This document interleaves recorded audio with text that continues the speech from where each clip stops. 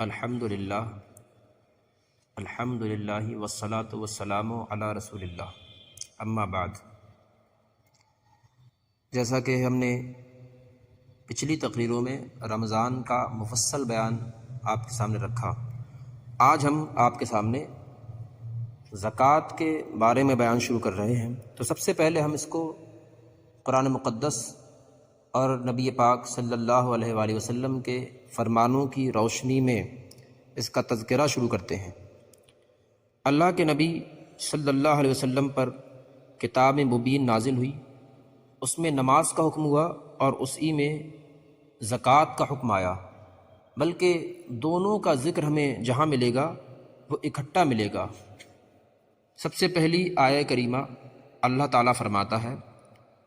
سورہ بقرہ کے شروع میں، وَمِمَّا رَزَقْنَاهُمْ يُنْفِقُونَ، اور متقی وہ ہیں کہ ہم نے جو انہیں دیا ہے اس میں سے ہماری ہی راہ میں خرچ کرتے ہیں۔ یعنی یہ مال جو ہے وہ اللہ تعالیٰ نے جو ہمیں دیا ہے اسی نے ہمیں دیا ہے، اور وہی ہمیں توفیق دیتا ہے کہ اس کی راہ میں اس مال کو ہم خرچ کریں، اور وہی ہمیں حکم فرماتا ہے کہ تم میری راہ میں خرچ کرو اسی میں سے جو میں نے تمہیں دیا ہے۔ تو یہ آیت کریمہ ہوئی۔ اس کے بعد دوسری آیت کریمہ پارہ نمبر 11 اللہ فرماتا ہے، خذ من اموالہم صدقۃ تطہرہم وتزکیہم بہا، ان کے مالوں میں سے صدقہ لو، اس کی وجہ سے انہیں پاک اور ستھرا بنا دو۔ یعنی اس آیت سے ہی یہ اخذ کیا جاتا ہے کہ زکوٰۃ تم پر فرض کی گئی ہے، اور اس لیے کہ تمہارے مالوں کو پاک کر دیا جائے۔ پارہ نمبر 18 جو شروع ہوتا ہے وہ مسلمانوں کی فلاح و نصرت اور کامیابی کا تذکرہ فرماتا ہے کہ مومنین کامیاب ہیں۔ لیکن کون مومن کامیاب ہیں؟ تو اسی میں آگے ہے، میں ترجمہ آپ کو سنائے دیتا ہوں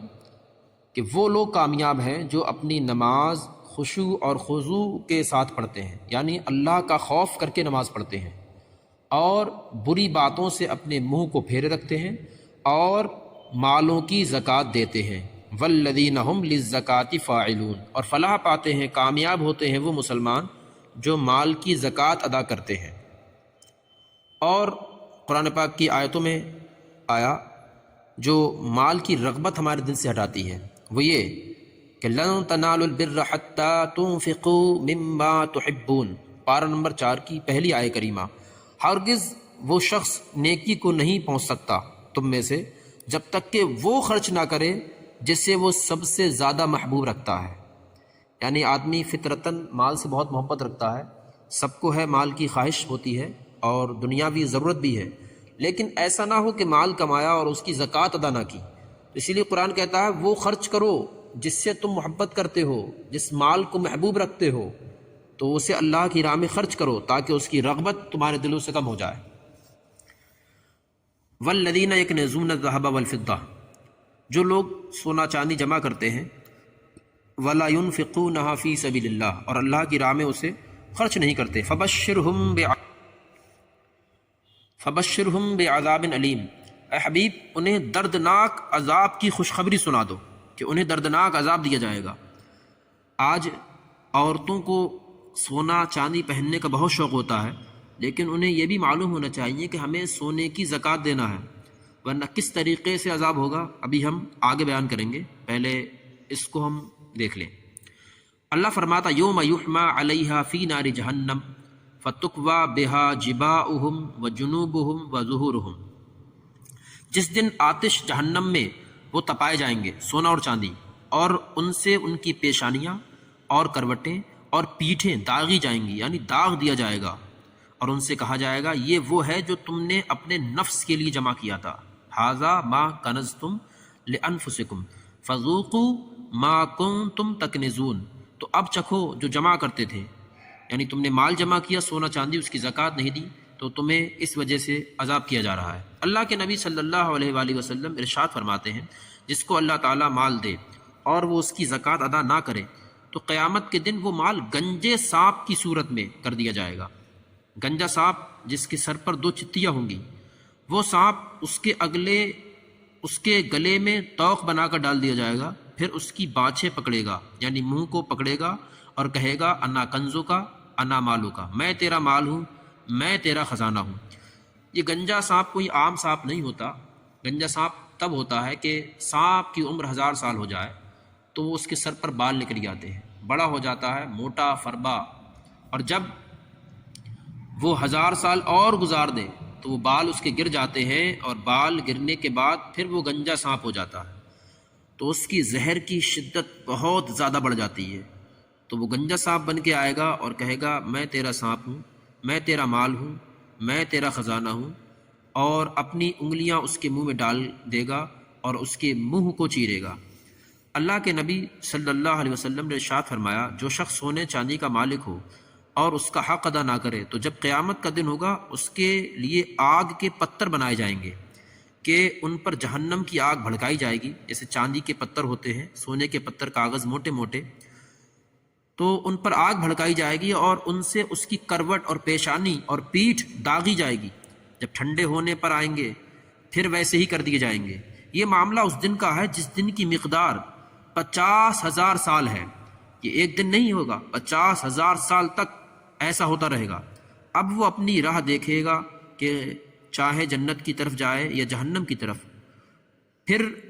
آیا کہ جو شخص اونٹوں کو پالتا ہے، اونٹوں کی، جانوروں کی زکوٰۃ نہیں دیتے، تو قیامت کے دن وہ اونٹ فربا کر کے تازی کر کے لائے جائیں گے اور اپنے پاؤں سے اسے روندتے ہوں گے۔ اسی طریقے سے جو شخص اپنی بکریوں کی زکوٰۃ نہیں دیتا تو اسے قیامت کے دن چٹیل میدان میں، ہموار ایک سا میدان ہوگا، اس میں اسے رکھا جائے گا، اور وہ جانور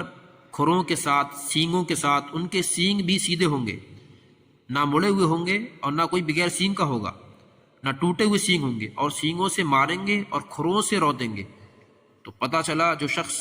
مال کی زکوٰۃ جانوروں کی نہیں دیتا تو اس کے ساتھ بھی ایسے کام پیش آئیں گے۔ تو دوسرا تھا مال کی زکوٰۃ، اور دوسرا یہ کہ جانوروں کی زکوٰۃ، تیسری یہ کہ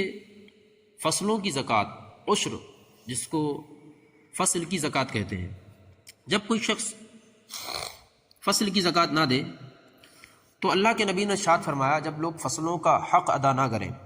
تو پھر بارش ان سے روک لی جاتی ہے، اور جب بارش کی ان کو ضرورت ہو تو فصلوں پر بارش نہیں ہوتی، اور جب فصلیں تیار ہو جائیں تو پھر ان پر بارش ہوتی ہے، پھر فصلوں کا نقصان ہوتا ہے، وہ اس وجہ سے کہ وہ اپنے فصل کی زکوٰۃ نہیں دیتے، یعنی عشر ادا نہیں کرتے، حالانکہ اس میں بھی زکوٰۃ واجب ہے۔ سب سے پہلے اسلام میں جو فرقہ بنا اللہ کے نبی صلی اللہ علیہ وسلم کی وصال کے بعد، جب صدیق اکبر خلیفہ ہوئے تو اس وقت اعراب میں، دیہاتیوں میں کچھ لوگ کافر ہو گئے، زکوٰۃ کی فرضیت کا انکار کر بیٹھے۔ ان پر صدیق اکبر رضی اللہ تعالیٰ عنہ نے جہاد کا حکم فرمایا۔ امیر المؤمنین فاروق اعظم رضی اللہ تعالیٰ عنہ نے کہا، ان سے آپ کیوں کر قتال کرتے ہیں جن سے اللہ کے رسول صلی اللہ تعالیٰ علیہ وسلم نے قتال نہیں کیا؟ ہمیں تو حکم دیا اللہ کے رسول نے کہ ان سے لڑو یہاں تک کہ وہ لا الہ الا اللہ کہیں۔ جس نے لا الہ الا اللہ کہا اس نے اپنی جان اور مال کو بچا لیا۔ صدیق اکبر نے فرمایا، خدا کی قسم میں اس سے جہاد کروں گا جو نماز کا اور زکوٰۃ کا ان میں سے کسی، دونوں میں سے کسی میں آپس میں فرق کرے، یعنی جس طریقے سے نماز فرض ہے اسی طریقے سے زکوٰۃ فرض ہے۔ تو ہر چیز میں زکوٰۃ ہے، جیسا کہ جسم کی زکوٰۃ روزہ ہے، اسی طریقے سے ہر مال میں زکوٰۃ ہے، وہ چاہے جانور ہوں جب حد کو پہنچ جائیں، ان کی حدیں کیا ہیں پھر بیان کریں گے۔ آج ہمارا موضوع یہ ہے کہ ان پر وعیدیں کیا ہیں، چاہے وہ سونا چاندی کا جمع کرنا ہو، چاہے وہ بکری جانوروں کا جمع کرنا ہو، یا پھر جو ہے فصلیں بڑے پیمانے پر کر کے ان کا عشر نہ دینا ہو۔ تو فاروق اعظم کہتے ہیں، میں نے دیکھا کہ اللہ تعالیٰ نے صدیق اکبر کے سینے کو کھول دیا ہے، آج وہ حق بیان کرتے ہیں۔ پھر اللہ کے رسول نے ارشاد فرمایا، زکوٰۃ ایسی ہے کہ یہ کسی مال میں نہ ملے گی، یعنی اگر کوئی اچھے مال میں بھی زکوٰۃ کو ملا دیتا ہے، زکوٰۃ کے مال کو، یعنی اپنے مال کی زکوٰۃ نہیں دیتا، زکوٰۃ کا مال تو صرف 10,000 روپے تھے اس کے پاس 10 لاکھ روپے، تو کہا وہ اسے بھی ہلاک کر دے گی، یعنی مال کی زکوٰۃ ادا کرو، وہ بچے ہوئے مال کو پاک و صاف کر دیتی ہے اور تم سے عذاب کو دور کر دیتی ہے، اور مال کی جاہ، مال کی محبت کو بھی زکوٰۃ دینا کم کرتی ہے اور مال میں برکت بھی پیدا کرتی ہے۔ پھر اللہ کے رسول نے ارشاد فرمایا، جو خشکیوں میں اور تریوں میں یعنی سمندروں میں پہلے لوگ سفر کرتے تھے اور مال ان کے ہلاک اور برباد ہو جایا کرتے تھے کشتیوں میں، تو حضور نے فرمایا کہ تمہارا خشکیوں میں تریوں میں جو مال تلف ہوتا ہے، برباد ہوتا ہے، وہ اسی وجہ سے ہوتا ہے کہ لوگوں نے مال کی زکوٰۃ نہیں دی ہوتی، ورنہ اللہ رب العزت ان کے مالوں کی حفاظت فرماتا ہے جو اپنے مال کی زکوٰۃ ادا کرتے ہیں۔ اللہ کے نبی صلی اللہ علیہ وسلم نے ارشاد فرمایا، دوزخ میں سب سے پہلے 3 شخص جائیں گے، ان میں سے ایک وہ شخص بھی ہے، وہ مالدار جو اپنے مال کا حق ادا نہیں کرتا۔ اور اللہ کے نبی کا فرمان عبرت نشان، اللہ کے رسول صلی اللہ علیہ وسلم کا فرمان جو ہمارے لیے عبرت ہے۔ اللہ عز و جل نے اسلام میں 4 چیزیں فرض کی ہیں، جو ان میں سے 3 ادا کرے وہ اسے کچھ کام نہ دیں گی جب تک کہ پوری 4 نہ بجا لائے، یعنی 4 پر عمل نہ کر لے، نماز، زکوٰۃ، روزہ رمضان اور حج۔ پتہ چلا ان میں کسی میں کوئی فرق کرتا ہے تو کافر ہو جائے گا، جس طریقے سے فرضیت نماز کی ہے اسی طریقے سے روزے کی، زکوٰۃ کی اور حج کی۔ تو ایک دوسرے پر بھی یہ ہے کہ اگر ہم ایک پر عمل کرتے رہیں اور دوسری کو بالکل چھوڑے رکھیں تو ہمیں پہلی چیز بھی فائدہ نہ دے گی۔ تو نمازیوں کو چاہیے وہ اپنی نماز کی حفاظت اس وجہ سے کریں، زکوٰۃ دیں تاکہ نمازوں کی حفاظت ہو جائے۔ اسی لیے اللہ کے رسول نے ارشاد فرمایا، جو شخص نماز پڑھے اور زکوٰۃ نہ دے تو اس کی نماز قبول نہیں ہوتی۔ پھر اللہ کے رسول نے ارشاد فرمایا، صدقہ دینے سے مال کم نہیں ہوتا، اور بندہ کسی کا قصور معاف کرے تو اللہ تعالیٰ اس کی عزت ہی بڑھائے گا، بلکہ عزت میں اس کی کوئی کمی نہیں ہوگی۔